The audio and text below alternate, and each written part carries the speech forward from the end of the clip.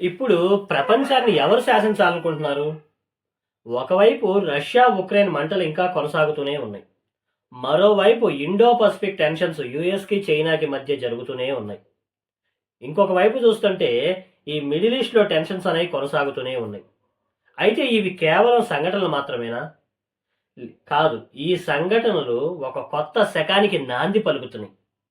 అదే new world order.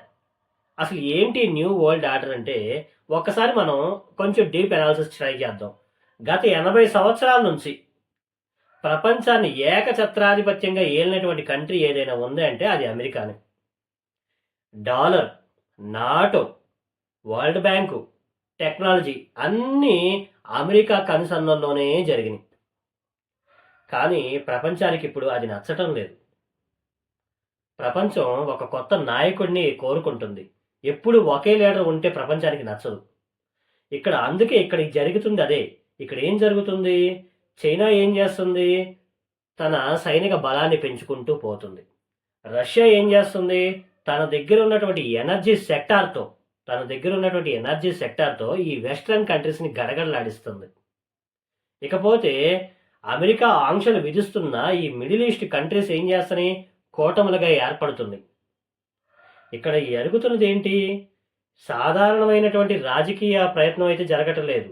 ఇక్కడ సింహాసనం కోసం పోరాటం జరుగుతుంది. ఆధిపత్యం కోసం యుద్ధం జరుగుతుంది.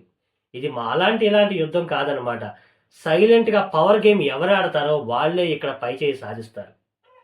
ఇక్కడ ఇండియా అదే చేస్తుంది. ఇండియా ఇప్పుడు డెవలపింగ్ కంట్రీ కాదు. ఇండియా ఒక పవర్ బ్యాలెన్స్డ్ కంట్రీ. ఆర్థిక రంగంలో అత్యధిక స్పీడ్తో జెట్ వేగంతో పరిగెడుతున్నటువంటి కంట్రీ ఇప్పుడు. ఇటు సెమీ కండక్టర్స్ నుంచి సప్లై చైన్ వరకు, అమెరికా నుంచి రష్యా వరకు ఎవరు మాట వింటున్నారు? మన ఇండియా మాట వింటున్నారు. సో రాబోయేటువంటి 10 ఏళ్లలో ఈ పవర్ షిఫ్టింగ్